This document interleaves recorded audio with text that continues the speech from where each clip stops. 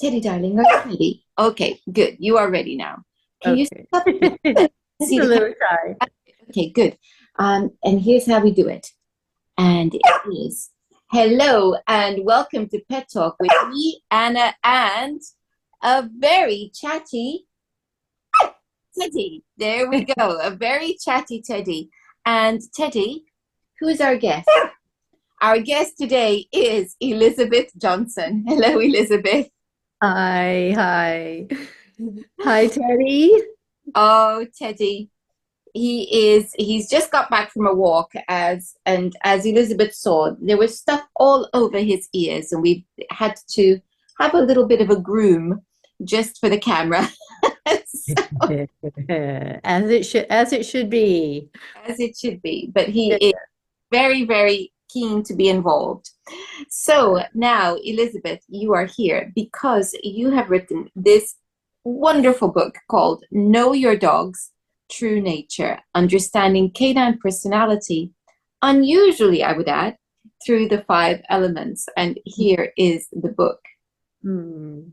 And I was very intrigued when I first came across this.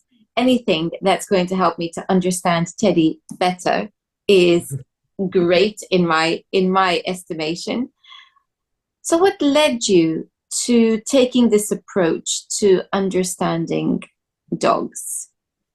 Well, I've been doing healing work on animals for over 35 years, and I've used this modality a lot, which is the five element theory from traditional Chinese medicine.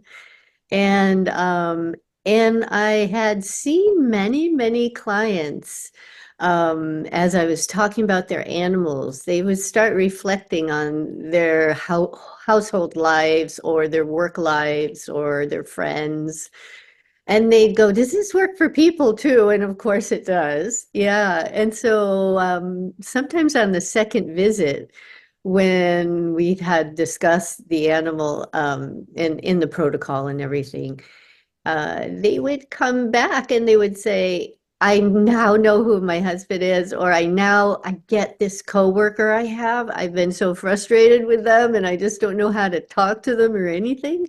And so they were sort of bringing it out into the world of humans as well. So the dogs, the horses, the animals I worked with were sort of being teachers for this wonderful way to kind of relate to the world around them and the human world around the human. And so that's sort of what brought me to write the book. Many of my clients said, "Are you ever going to write a book about this? Like, I want to know more, I want to know more."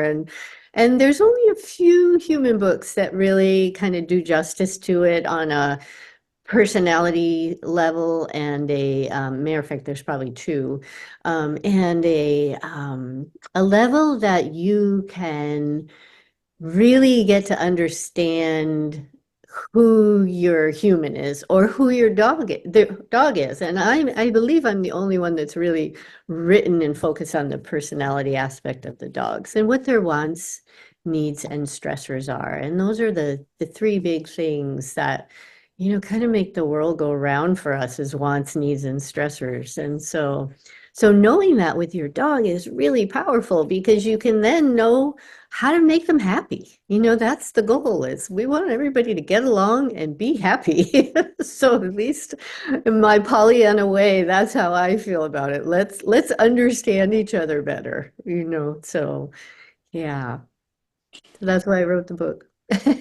Well, it's wonderful because there are lots of different systems by which people can understand personalities of other people. So, there's the different psychological tests, there's astrology, there's lots of different things that look at the personality types.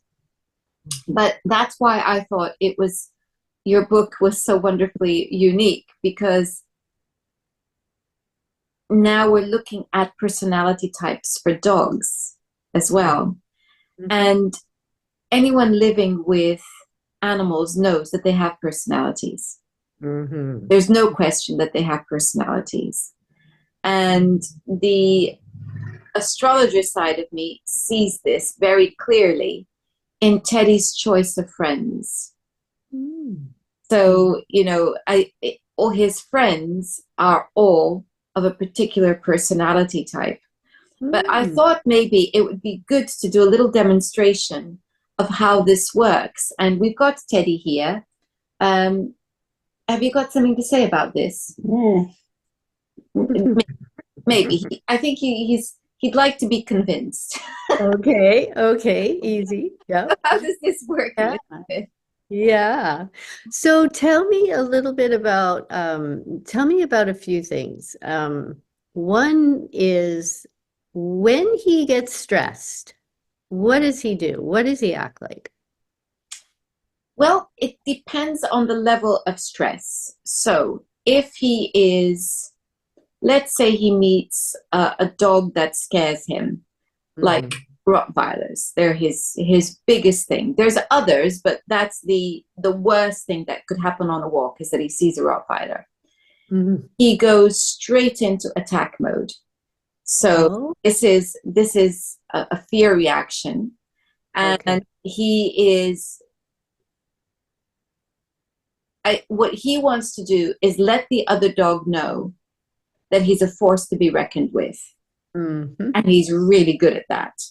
To the Yeah. point where I've had Rottweilers react to him Hmm. because they think, oh my, he really is, he means business.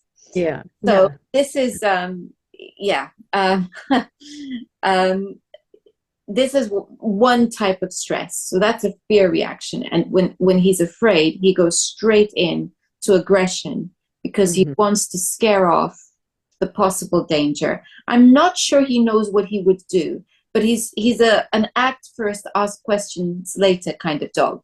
So Hmm. impulsive. So there's that. And then there are the minor stresses. He's an incredibly patient dog, but you can see he has to work at being patient. So when he's waiting for something, and we are taking admittedly quite long Hmm. to do it, what you can see is him shifting, his weight from one paw to the other. You know, Hmm. he's sitting there and he's going, "Oh, come on, surely you've got your coat on. Can't we now go out?" And you can see he starts doing this. He's not pacing, but he's shifting his weight from one paw to the other. So Hmm. so that's I think those are the two big stresses in Teddy's life. The Perfect. the need to be patient and the need to scare off potential danger. Hmm. Hmm. Yeah, so that's great. And that the reason I always ask that question is because they're distinct for each element. So just really quick, I'm going to say for the audience, there are five elements. We all have and they're archetypes. And so what we're looking at is the archetype of the animal. And so when we have the five elements, each one is different and each stress response is different. So that's a really solid way to understand. So in his looks, he does not look like a wood element, but he is a wood element. So, and you keyed it with the word aggression, and you said he's not patient, so impatience. And those two are stress-related responses for the wood element. And we're in spring right now. So spring is all about this potential and this want to move forward and this I'm amazing, kind of for a wood element. My husband's a wood element. So, and I've had a lot of wood element dogs and um, they just puff up, it's like you think about nature and you think about springtime and all the leaves are bursting out, all the grass is coming up from the ground. There's so much potential in the air and these wood element dogs just want to go dive into that potential. They want to be busy. They want to have fun. They will challenge other wood element dogs, and typically Rottweilers have a strong wood element as well. We don't really associate breed types a lot with the five element because there's so many dogs that are crossbreeds and things, so it gets really confusing. But typically, like German Shepherds, wood elements, or excuse me, German Shepherds, Rottweilers, Doberman Pinschers, Belgian Malinois, those often are wood elements. They're powerful animals and they're working dog material often. So to step back, we all have five elements, right? And then it's all a matter of percentages. So the highest element is how we're going to classify the animal. The one that has the most of that. And in the book, there's quizzes, and that makes it super easy. Knowing their stress response, if it's consistent like that, is really helpful too. You can kind of key them in. But the second element might show up. So you said, he's kind and soft in a lot of ways, and um he reminds me of an earth element in some ways. Like he wants to communicate with you, he wants to be with you. And so his secondary element may be an earth element, but if you tell me a little more about sort of what he likes to do, is he lazy or, tell me more about him. He's so he is, in some respects, there are very paradoxical, contradictory. So you Mhm. have, he, as I said, he's very patient, Mhm. but it's a, that patience is more about self-control. So, Okay. he's Mhm. actually very enthusiastic and loves to get stuck into things, but he knows how to hold back. Thus the frustration sometimes, with the paddling that he does, going from one, to the other, one paw to the other, because he knows that if he waits, he's going to get what he wants. But Mhm. it's like, okay, can we just get on with it now? Because I've been standing here for some time now. And I have to say, he's always justified. Always. It's never that you know, it's very, very rare that he hasn't been waiting when he gets to that point. So, Mhm. he's actually really, really good. But there is another side which is also very impatient, as we've said. But what he loves to be busy, but he also Okay. loves downtime. He loves Yeah. both equally. And that's where I'm saying there's this contradiction where it's whoosh, let's go. And at the same time, this ability to go, okay, I know that if I wait, it's going to come. But equally also, he loves a lion in the mornings. Mhm. Mhm. He absolutely, getting him up early Mhm. is it's a real challenge. I have to coax him into getting up in the mornings. Okay. Mhm. And he loves having a lie down, he loves being lazy. But when he's out, it's a Jekyll and Hyde situation. When he's out, he is busy. He's Mhm. exploring, he's sniffing, and he doesn't understand the concept of stopping to admire a view.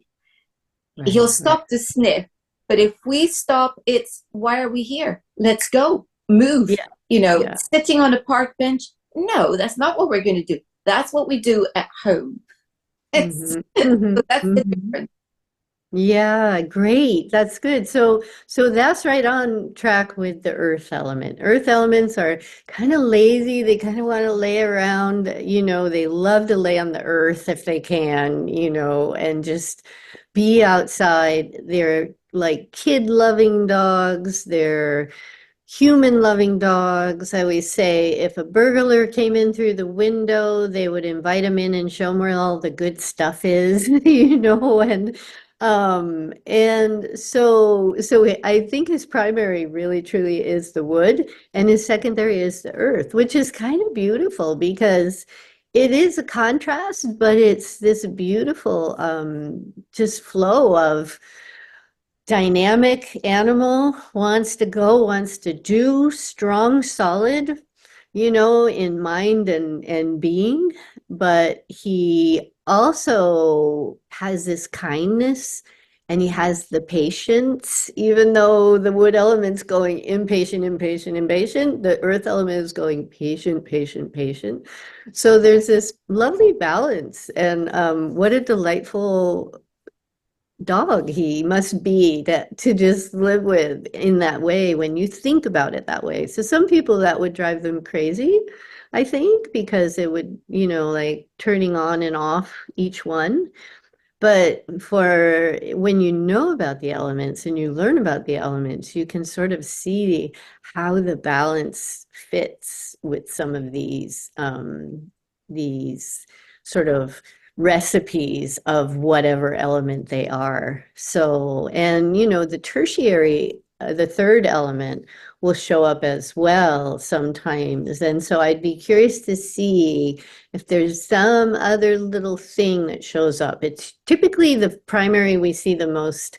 We see the secondary kind of wash in and out, and then the tertiary might pop up in a season because all of these elements have their own season. So wood is springtime.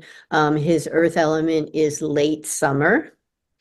I would almost bet that he has a little bit of a fire element because he's so dynamic and he's cute and he talks to you, and he probably is a magnet for a lot of people.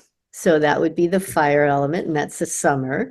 And that kind of just sort of polishes him out as, Hmm. the best dog in the world to me. So, Yeah, he is a magnet, and he's not just a magnet in terms of people, because obviously with people it's the looks. You know, mm, he's a very cute dog. Understandably, people are going to be attracted to him, but other dogs, other dogs enjoy being with him, uh-huh, uh-huh. and he from very early on, other dogs enjoy being with him. They see him as being safe and fun at the same time. So Yeah. dogs that are very shy of other dogs often really like him because he gives them space. He doesn't put any pressure on them. Mostly he'll ignore them. But Mhm. dogs who wants to play, not so much now. He's not as playful as he used to be when he was in his first three Mhm. years. But Mhm. even so, he will play, and Yeah. and other dogs see him as being good fun. And Yeah. actually, we see him as being good fun because he's constantly initiating games with us. Nice. Yes, because that soul fire element. Yeah, they are very much that way. They just have that charisma about them, and they're social dogs, and they are sort of like I call it charismatic magnetism. Like some people want to be drawn to the dog. I mean, I was immediately just, focused on him, thinking, oh, this got a little fire element in there. And he has, see the little red in his ears and on his nose? Yeah, Well, often a fire element dog, it doesn't have to be an all red dog, but often they will have some strands of redness in there, just like fire. When we do horses with this, it's easier because you almost always know that a chestnut horse, a red horse is a fire element, primary or secondary fire element. And so you kind of, for us as practitioners, we know where to go with that physiologically. And we know where to go with getting that animal to their wants and needs met. Because that's what creates balance. And Chinese medicine is all about balance. We look for the imbalances so we can create balance. And whether that's physiological, mental, spiritual, emotional, we work on all of that. And so understanding your dog and knowing why they do what they do and what they need and want, which needs and wants are different. Needs are needs. So for a wood element dog, primary wood element, the need is movement. He needs movement. He needs to go. He needs all of that. He's very highly intelligent, so he's a fast learner. So he needs that stimulation. So he's going to need that, and well into old age. And when older dogs slow down, the wood element dogs get frustrated. They get kind of often just grumpy and apathetic because they can't do what their whole being needs them to do, which is go out and run and play and move and, do all of that. So it's always something to consider. And the book has the old dogs in it as well as rescue dogs. What do they look like when they come in your house? How do you find out? How do you know? And so to me, it's just a really helpful way for people to understand this furry black box of a being and to create some harmony in their life with them, because sometimes things get frustrating if you don't know who they are, and people often say it's like I know my dog so well. I love my dog. I have this great connection, but something's missing. I just don't quite fully understand them.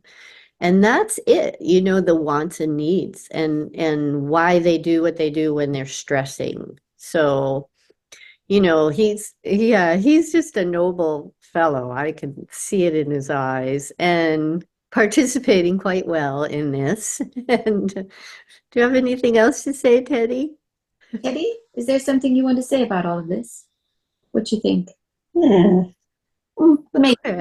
he's He thinks I'm on. yeah, I'm right on. Yeah, yeah. okay. He's going. Yeah, I'm processing this. I think there's something in it. Yeah, yeah, I think yeah. yeah, that's fair enough. Um, I think what you said there that is really very, very important is that the reason that we are looking at these different personality types or traits is to have a sense of what they're actually needing. Mhm. And it's a bit like relationships with people. Sometimes, we're with somebody and we're thinking, why don't they get it? What is it? It's and what it is that we're not understanding the difference and what Mhm. the difference is. Somebody said to me, I think it was yesterday, on another interview, actually, she was talking about being a particular personality type and not understanding for a while that not everybody was like her. And Mhm. Mhm. suddenly she could see, she discovered astrology and it was like, oh, okay, now I get it. There's different personality types. And so that means we're looking at things differently and wanting different things. So I Mhm. think when it comes to our dogs, it's the same thing. We want to understand them. Um, so we've got the personality type, and you talk about prevalent traits, and then less prevalent and less prevalent, but still being part of the whole. Mhm. And then you were talking about needs and wants, and I think that that is at the heart of what we need to understand, because Mhm.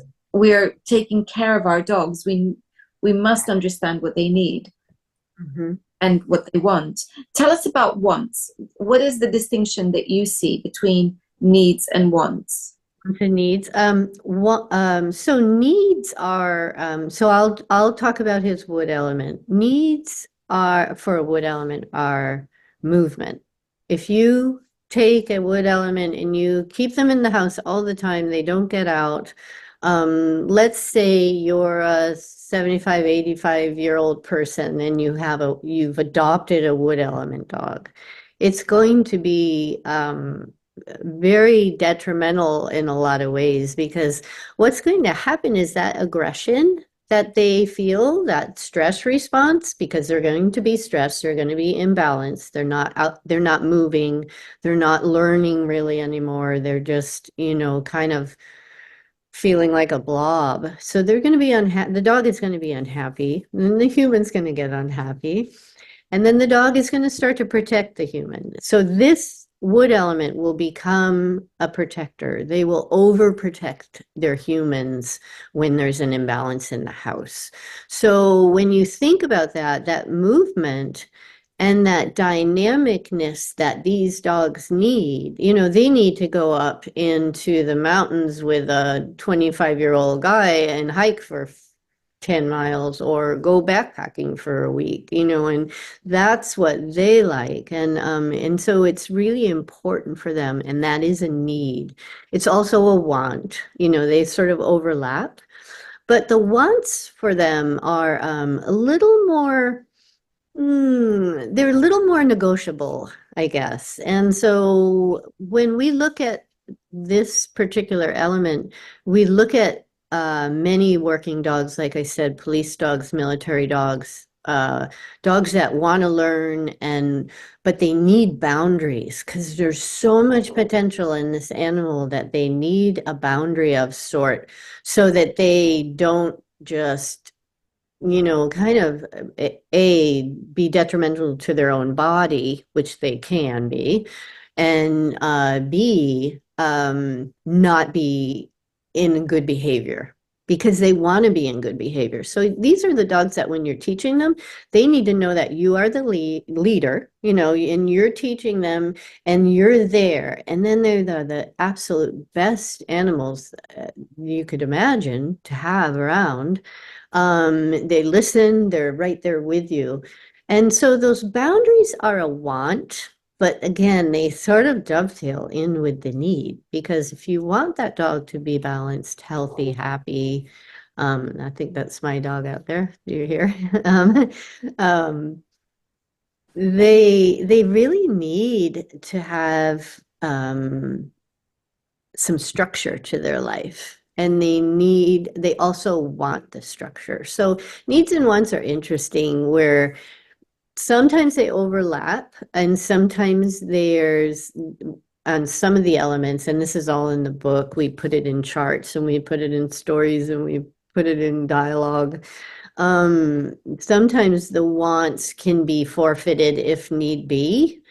So an earth element dog, so that's his second element. They love food. They're foodies. They like treats.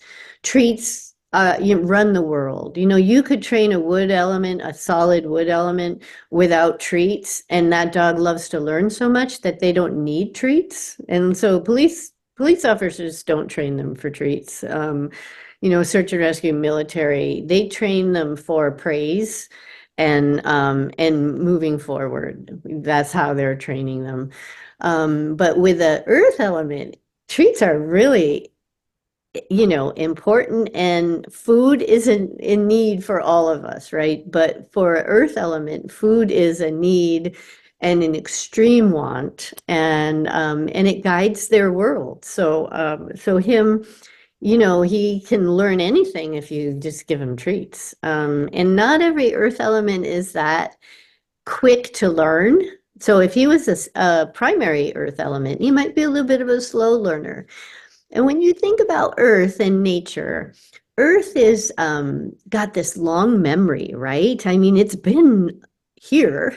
We're on it, but it's been here for a long, long time. We unearth all these old finds. We're still looking at the bottom of the ocean, and I mean, it's incredible.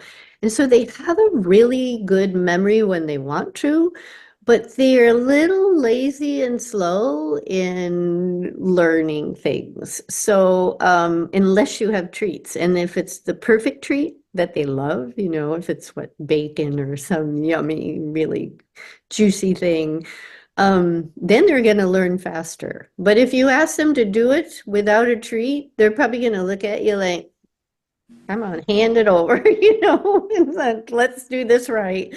So you can see the difference there between wood and earth, but you can sort of see the difference between, I think, the wants and the needs. Yeah. He doesn't I mean, he needs food to eat, obviously, but he doesn't need food for you to train him. Mm. but he wants food to be trained because Yeah, of his. that's a very good example. And yeah, he I've taught him to open doors for himself, load the washing machine, and Mhm. um, he happily brings me my slippers whenever he sees me taking off my shoes and things. And some things he'll do because he expects a food reward. Other Mhm. things he does, like bringing me my slippers, just because. So sweet. Uh, That's so, just yeah. be- and in fact, I didn't teach him to bring me my slippers. He was playing around with them when I got home, and I made a big fuss of him, saying, "Oh, you've been looking after them. Can I have them, please?" And he brought them to me, and there it began. So it's a combination of these things, and that you're illustrating is that the nuance of personality and how we are able to use that understanding to help ourselves have that strong connection when we know what our dogs are communicating to us.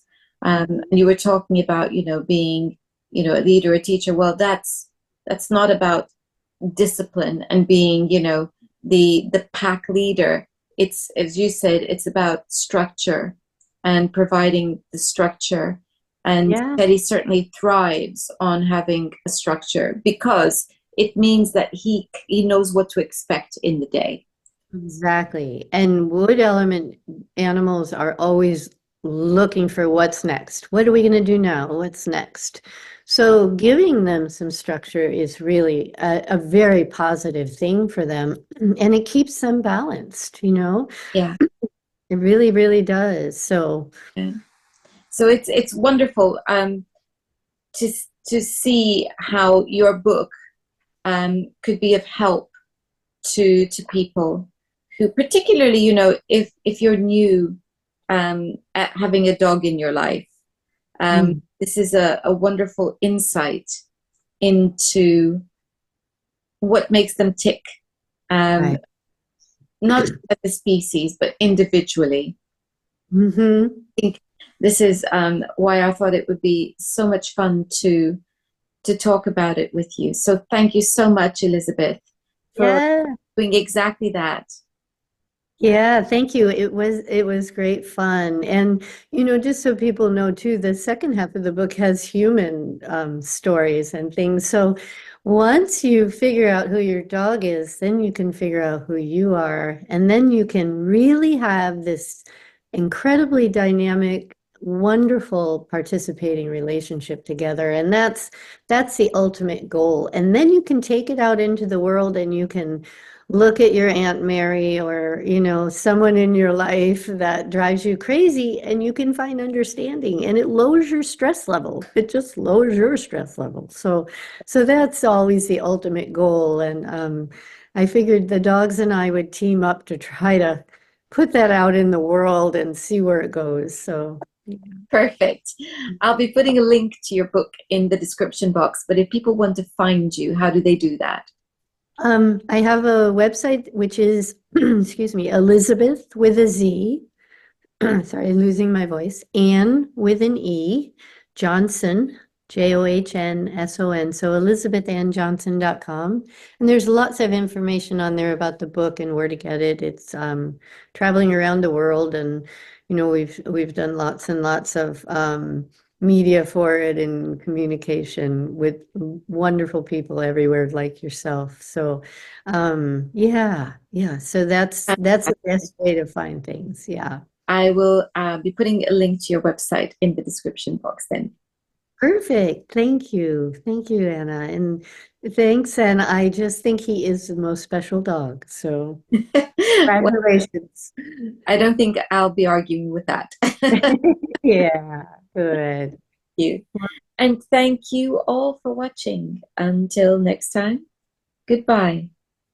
Bye.